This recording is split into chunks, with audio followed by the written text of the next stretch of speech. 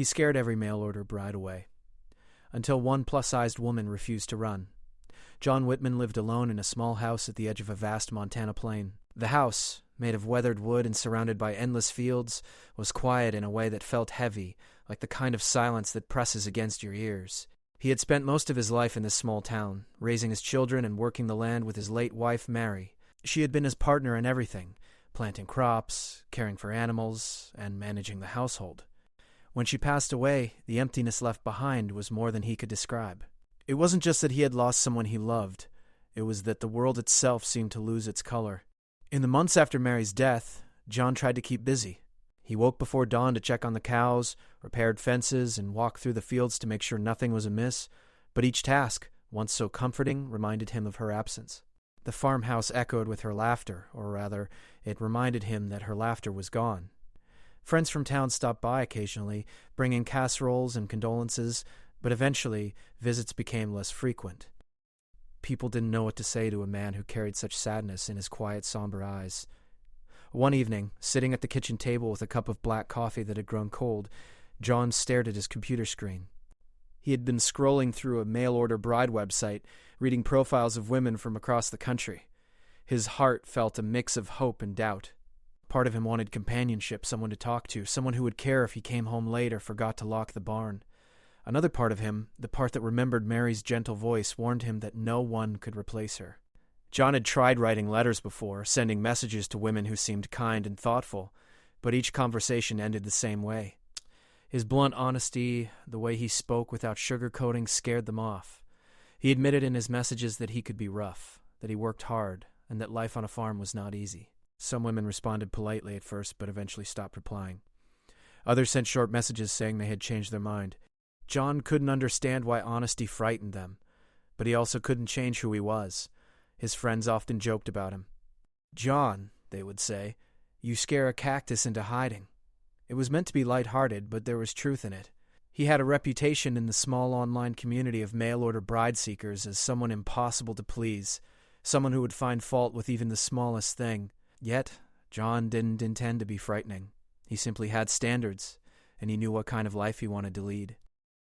He wanted someone who could understand the rhythm of farm life, who could share in the joys and frustrations of living in such a remote place. Despite the failed attempts, John didn't give up. Each profile he read, each letter he wrote, carried a quiet hope that maybe, just maybe, this time would be different. The winter months were long in Montana, with snow covering the fields for weeks on end.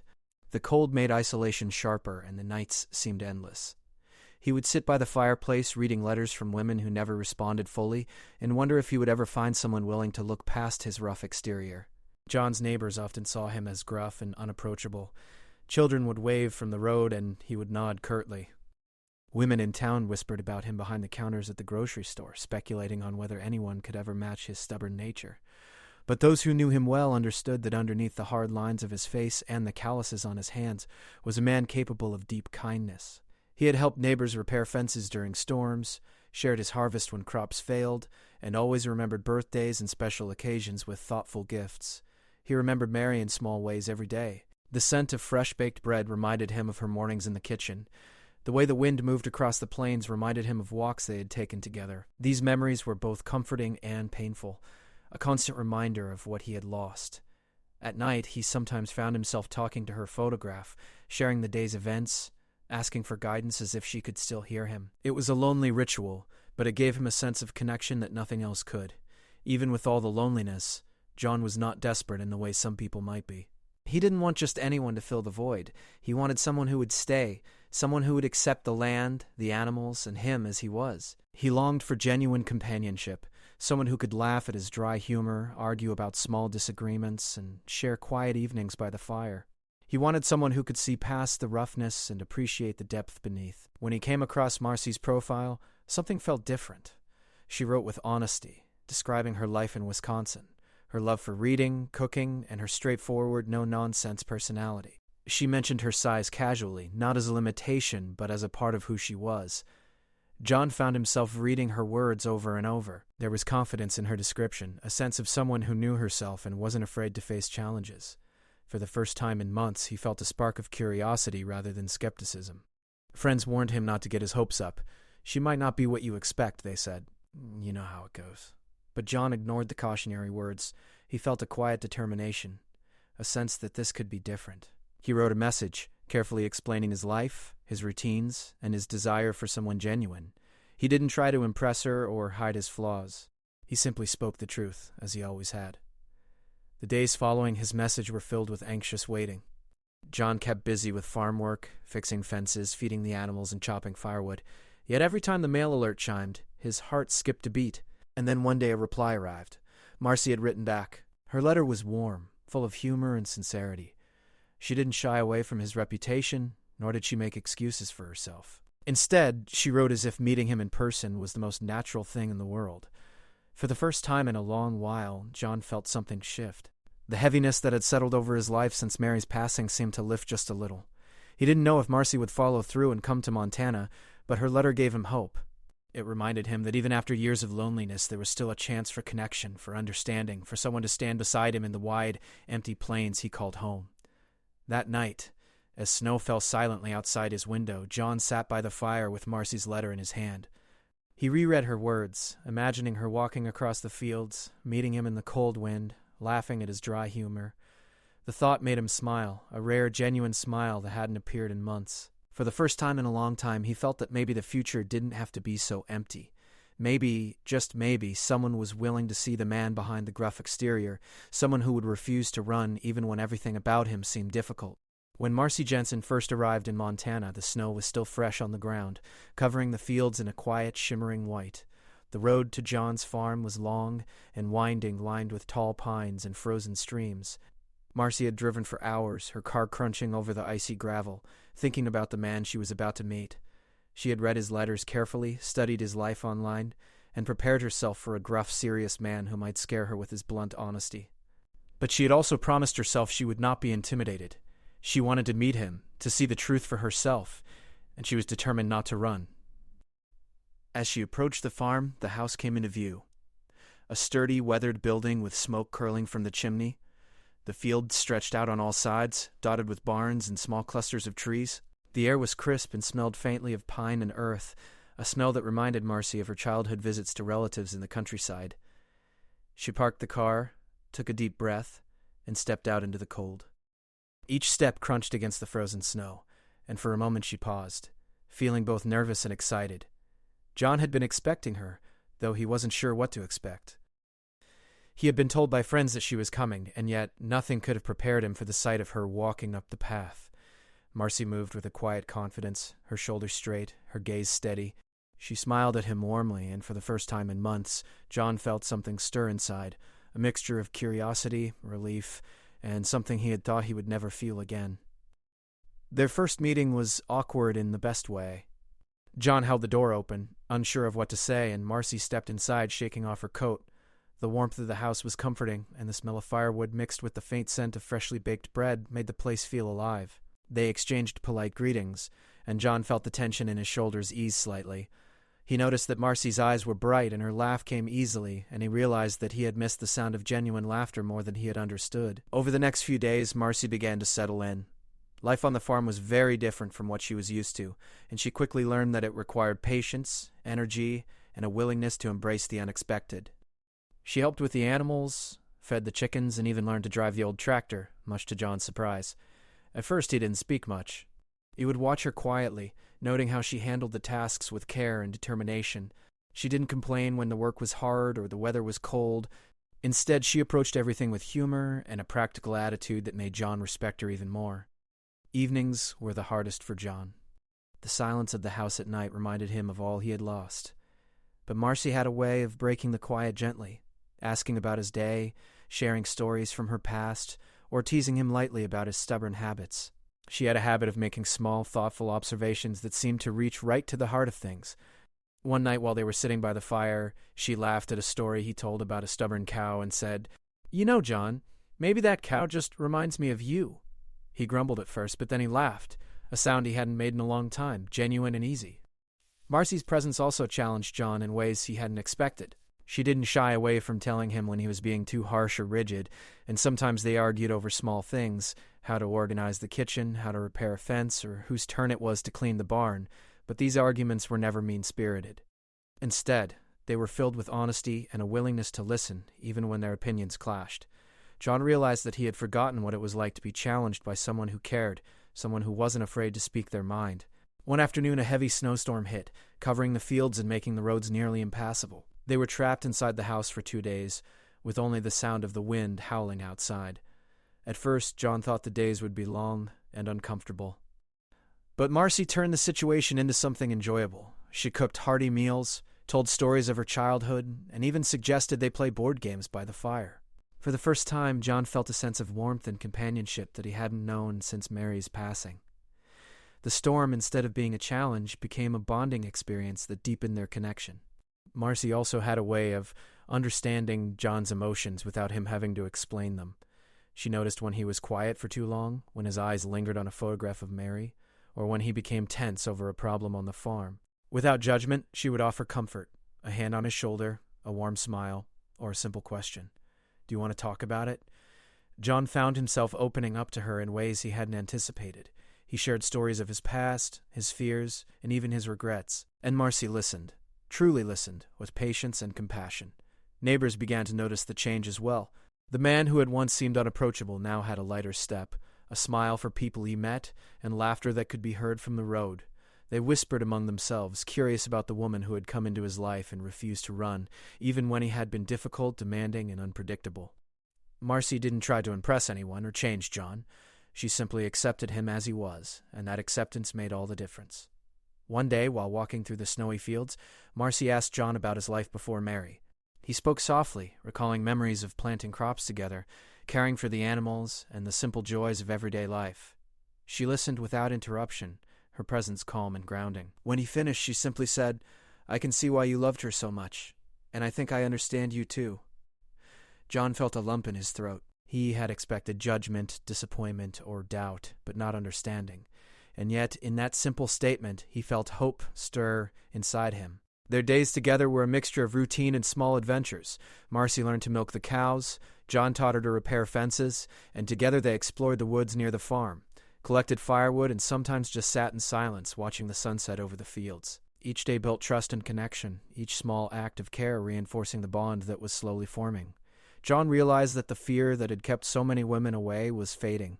Here was someone who could see him clearly, who wasn't afraid of his flaws, and who didn't need him to be anyone other than himself. Evenings became a time of quiet reflection. They would sit by the fire, sipping tea or hot chocolate, sharing thoughts about the future. Marcy spoke of dreams she had long held but never pursued, and John listened, encouraging her to follow them. In turn, he shared his hopes for the farm, for the animals, and for a life that was no longer lived in solitude. For the first time in years, John allowed himself to imagine a future that included someone beside him, not just as a visitor, but as a partner.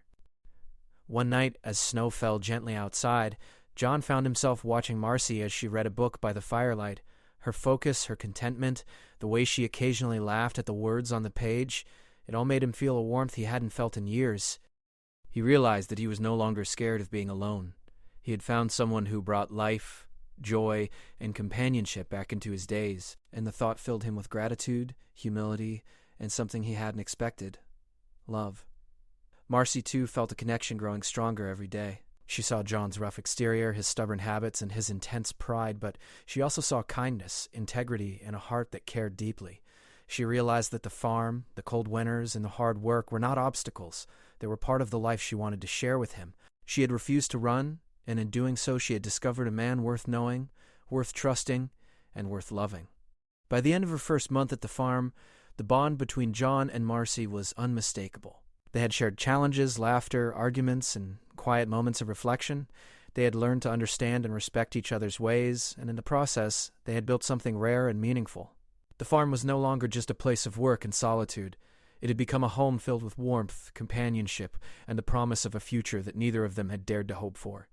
Life on the farm continued to be a mixture of work, routine, and small adventures, but John and Marcy quickly discovered that living together wasn't always easy. Even though they shared laughter and quiet moments of understanding, there were moments of tension, frustration, and disagreement. John had lived alone for months, perhaps even years, and had developed habits that were hard to break. Marcy, with her own ideas about how things should be done, sometimes clashed with him over the smallest details. One morning, John woke early, as he always did, and went to feed the animals. He noticed that the chicken coop door wasn't latched properly. He sighed, knowing that this would become an argument. When Marcy appeared in the kitchen, sipping her coffee, he spoke carefully. "The chicken coop door," he began. "It needs to be closed properly. The foxes will get in." Marcy looked up, smiling faintly. "I know," she said. "I'll fix it in a moment." But John, concerned about the safety of the animals, pressed further. "It's important, Marcy. You can't just leave it like that." The conversation escalated more than either of them expected. Voices rose, words were said more sharply than intended, and both of them felt frustration building. Marcy was used to speaking her mind and expected John to listen. John was used to taking control of the farm and found it hard to let go of the way he had always done things. By the end of the morning, they were both quiet, simmering with irritation. Yet even in these moments of tension, a quiet understanding began to develop. Both of them realized that arguments were not signs of failure, but opportunities to understand each other better. After a few hours, Marcy approached John in the barn, brushing off her hands. "Look," she said gently, "I know you care about the animals. I do too. Maybe we can figure out a way to make sure the doors are always closed without us yelling at each other." John paused, then nodded slowly. I suppose that would work," he admitted. It was a small moment, but it was significant. For the first time, John recognized that Marcy wasn't trying to challenge him out of stubbornness. She genuinely wanted to work with him, to find solutions together rather than fight. That understanding began to ease the tension between them, creating a foundation for trust and cooperation. Over the following weeks, they encountered other challenges. Marcy struggled to lift heavy hay bales at first, and John found himself stepping in to help. She, in turn, showed him more efficient ways to organize the barn and manage the feed. They discovered that their differences could complement each other when approached with patience and respect. Slowly, the farm became not just a place of work, but a place of collaboration, where each contributed their skills and ideas. One cold afternoon, as snow drifted lightly across the fields, John took a break from repairing the fence and watched Marcy feeding the chickens. She moved with care, humming softly as she worked. For a moment, he felt a wave of admiration and affection he hadn't allowed himself to feel in years. He realized that Marcy had changed something inside him. She had brought warmth, laughter, and perspective into his life, softening his edges without diminishing his strength. Evenings continued to be a time of bonding and connection. After long days of work, they would sit by the fire sharing stories about their pasts. John told Marcy about his childhood, about growing up on the farm with his parents, and about the dreams he had once held before life became so complicated.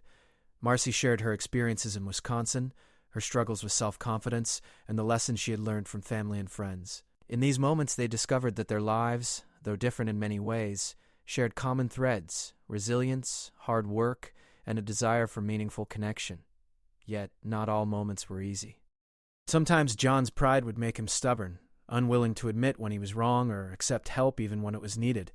Other times, Marcy's directness would irritate him, making him feel criticized or misunderstood. One evening they had a disagreement about the layout of the garden. John wanted the rows of vegetables perfectly straight, while Marcy preferred a more practical arrangement that made harvesting easier. Voices rose, tempers flared, and for a few hours they sat in separate rooms, frustrated and silent. But unlike in the past, these disagreements no longer ended in resentment. John found himself thinking about Marcy during the silence, reflecting on her perspective and realizing that she had a point. When he approached her later that evening, he spoke softly. "I may not have agreed before, but I see what you mean now," he said. Marcy smiled, relieved, and they laughed together, the tension melting away. Moments like this taught them both the importance of compromise, patience, and listening, not just hearing words, but understanding the meaning behind them. Over time, they began to anticipate each other's needs and habits. Dawn learned to appreciate Marcy's practical solutions and her ability to see the bigger picture. Marcy, in turn, admired John's dedication, his deep knowledge of the land, and his unwavering commitment to the animals and the farm. They celebrated small victories together: the first snow of the season, a successfully repaired fence, or a particularly hearty harvest. Each success, no matter how minor, felt significant because they had achieved it together. Their relationship was also strengthened by shared humor. Marcy had a way of teasing John gently, pointing out his quirks in a loving way. She laughed at his insistence on routine, his obsession with neatness, and his sometimes stubborn pride. John, in turn, learned to laugh at himself, enjoying the way Marcy could lighten even the most stressful days. Laughter became a constant companion, easing the strain of hard work and long winters, reminding them that joy could be found even in the simplest moments. Winter brought its own set of challenges. Snowstorms would sometimes trap them inside the house, forcing them to find ways to stay occupied and entertained. They read books together, tried new recipes in the kitchen, and sometimes just sat by the fire talking quietly about hopes and dreams. During these quiet moments, John felt a sense of peace he hadn't experienced in years. Marcy's presence had become a source of comfort, stability, and joy. She didn't try to replace Mary, nor did she demand that he forget the past. Instead, she created a space where he could grieve, remember, and still allow new happiness into his life. One evening, after a particularly long day repairing fences, John and Marcy stood outside, watching the sun set over the snow-covered fields. The sky was painted in shades of pink and orange, and the quiet of the land felt almost sacred. John turned to Marcy and said softly, "I never thought I'd feel this way again. I didn't think anyone could understand me." Marcy smiled, her eyes reflecting the colors of the sunset. "I don't need to understand everything," she said gently. "I just need to be here with you, that's enough." In that moment, John realized that he had found more than companionship. He had found a partner, someone who accepted him completely, flaws and all. He understood that love wasn't about perfection or ease. It was about commitment, patience, understanding, and the willingness to face challenges together. Marcy had refused to run when others might have, and in doing so she had shown him that connection, trust, and affection could grow even in unexpected places. As the weeks turned into months, the transformation in both of them became evident. John was no longer the man who isolated himself in grief and stubbornness. He had become more patient, more open, and more willing to share his thoughts and feelings. Marcy had also grown. She had embraced the farm life, learned new skills, and deepened her understanding of the man she had come to know and care for. Together, they had created a rhythm of life that balanced work, care, and affection, a partnership built on mutual respect and love. Neighbors began to notice the change, too. The man who had once seemed unapproachable now welcomed visitors, offered a friendly word, and smiled openly. Marcy's presence brought warmth not only to John's life, but to the entire farm. Friends commented on the laughter they could hear from the windows and the sense of harmony that had replaced the isolation. It was clear that something profound had developed between them, a bond that had grown through patience, understanding, and the courage to face life together. By the end of the first year, John and Marcy's connection had deepened into something neither of them had anticipated. They had faced challenges, arguments, and long days of work, but through it all, they had discovered trust, respect, and love. They had learned that true partnership wasn't about avoiding conflict or living without hardship. It was about facing life together, supporting each other, and never giving up, even when the path was difficult. John often reflected on the months since Marcy had arrived. He thought about the women who had come before, who had left or been scared away, and realized that it wasn't that he had been unlovable. It was that he had needed someone willing to meet him as he was. Marcy had done that, refusing to run, choosing to stay, to work, and to care. And in doing so, she had changed his life forever. By the time spring arrived, the Montana fields had begun to awaken from their long winter sleep. Snow had melted, streams gurgled with fresh water, and the earth smelled of renewal and possibility. John and Marcy had spent the winter growing closer, sharing both the hard work of the farm and quiet moments of reflection by the fire. Their bond, once tentative and cautious, had blossomed into a deep partnership, rooted in respect, patience, and the quiet joy of shared life. The farm itself reflected their transformation. Where fences had once been crooked and barns neglected, now everything was orderly and thriving. Marcy had taken to planting flowers around the farmhouse, bringing color and fragrance to the property. John, who had once been reluctant to change anything, now found himself smiling at the sight of daisies and tulips lining the pathway. He realized that the house and land, much like his life, were becoming brighter because of her presence. Their mornings began with the same routines they had established, but now there was laughter, gentle teasing, and a sense of teamwork that had been missing before. Marcy would call out to John from the barn, "Don't forget the chickens again!" And he would reply with a mock scowl, only to catch himself laughing at his own stubbornness. Even small chores, like feeding the animals or repairing fences, became opportunities for connection. They worked side by side, sharing stories, jokes, and sometimes quiet moments of reflection. Neighbors, who had once whispered about John's gruff demeanor, began to take notice. They saw the man who had seemed so difficult now greeting visitors warmly, chatting with them, and even laughing freely. Marcy's influence was evident not only in the household, but in John himself. He had softened, not in strength, but in spirit. His eyes held warmth, his steps carried ease, and his once solitary existence now felt full of life and purpose. One afternoon, as they walked through the fields checking the fences, Marcy paused to watch a pair of birds nesting in a nearby tree. John stood beside her, noting how she always seemed to notice the small wonders of the world around her. "You always find beauty in places I overlook," he said softly. Marcy smiled. "I think beauty is everywhere. You just have to be willing to see it."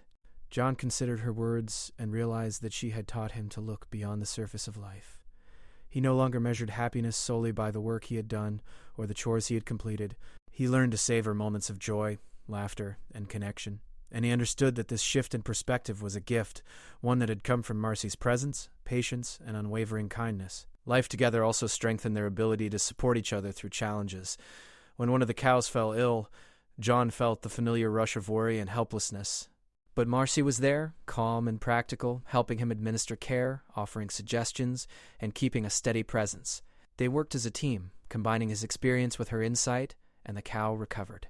Experiences like this reinforced their trust and dependence on each other, showing them that together they could handle difficulties that would have seemed insurmountable alone. Even social interactions outside the farm had changed. John had once avoided gatherings, fearful of judgment or awkward conversations. Now, with Marcy by his side, he felt confident and supported. When friends or neighbors came to visit, Marcy engaged warmly, asking questions, offering food, and sharing stories. John realized that he enjoyed their company more because she made him feel at ease, reminding him that connection with others was not something to fear. Their evenings became moments of reflection and shared dreams. Sitting by the fire after a long day, they discussed plans for the farm, upcoming harvests, and even their hopes for the future. John admitted that he had never imagined someone would come into his life who could understand him so completely, who could challenge him when needed and comfort him when he was weary. Marcy in turn spoke of her gratitude for finding someone who allowed her to be herself, who respected her choices and valued her presence. One spring evening, as the sun dipped below the horizon, painting the sky in soft shades of pink and gold, John turned to Marcy with a quiet seriousness. "You know," he began, "I wasn't sure anyone would ever stay. I've scared so many people away. But you refused to run. You stayed, and you've changed my life in ways I never thought possible." Marcy's eyes softened. "I stayed because I saw something worth staying for. You're a good man, John. You just needed someone to see that." It was a simple exchange, yet it carried the weight of months of shared experiences, trust, and growing love. They understood each other without needing grand gestures. Their partnership was built on everyday moments, small acts of care, and the courage to face life together. As the season progressed, their story began to inspire others. Neighbors and friends noticed the change in John and often commented on how happy he seemed. Some asked Marcy how she had managed to break through his walls, and she would smile and say, "I didn't do anything special. I just stayed." It became clear that their bond was not only strong but rare, a testament to patience, acceptance, and the power of refusing to give up on someone. Together, John and Marcy also began to think about the future. They discussed plans for expanding the garden, caring for more animals, and even building a small guest house for visitors. The idea of hosting family, friends, and perhaps even strangers who needed a safe place filled them both with excitement. It was a new chapter for the farm, one that reflected growth not just in crops and animals, but in life and love. One summer morning after a night of rain, John and Marcy walked through the fields, the air fresh and earthy, the sun glinting on dew-covered leaves. They stopped by the old oak tree at the edge of the property, a tree that had witnessed years of solitude, work, and quiet reflection. John took Marcy's hand in his and said, "I never thought I could feel this way again. But with you, it feels like everything is possible. You've brought life back into this farm, and into me." Marcy squeezed his hand gently.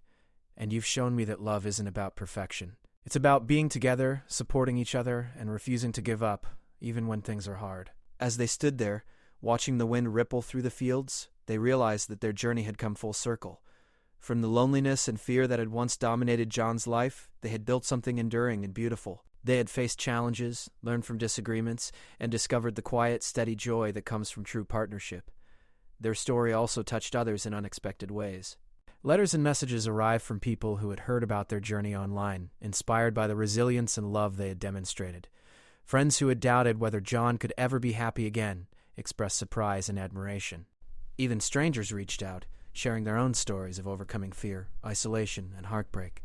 John and Marcy realized that their bond had not only transformed their own lives, but had the power to inspire others to hope, trust, and believe in the possibility of connection. By the end of their first year together, John and Marcy had created a life filled with love, laughter, and meaning. The farm, once a symbol of isolation and struggle, had become a home overflowing with warmth, care, and shared purpose. They had learned to embrace both the challenges and joys of life, finding beauty in the everyday moments and strength in their shared commitment. On a warm summer evening, they sat together on the porch, watching the sun set over the fields. Marcy rested her head on John's shoulder, and he wrapped his arm around her gently. The air smelled of flowers, fresh grass, and the faint scent of the animals in the barn. John felt a deep sense of gratitude, not only for the life they had built together, but for the courage and persistence that had brought them here. "I never thought I'd find someone who would stay," he said quietly. Marcy lifted her head and smiled. "And I never thought I'd find someone worth staying for. But here we are." In that simple moment, they knew that their love was enduring, built on patience, understanding, and the refusal to give up. They had faced loneliness, fear, and doubt, yet together they had created something rare and beautiful, a life filled with partnership, trust, and the quiet, steady joy of being truly seen and accepted. The seasons continued to change, the farm continued to flourish, and John and Marcy continued to grow together. Every morning brought work, laughter, and shared responsibility. Every evening brought reflection, comfort, and connection. And through it all, they carried the lessons of the past, the value of patience, the importance of honesty, and the power of refusing to run from love. Their story became one of hope, demonstrating that even the most guarded hearts could find happiness, that companionship could heal old wounds, and that love was not about perfection but about commitment, understanding, and the courage to face life together. And so, in the quiet Montana plains, surrounded by the land they cherished, John and Marcy lived their days with gratitude, laughter, and a love that had grown stronger with every challenge and every shared moment.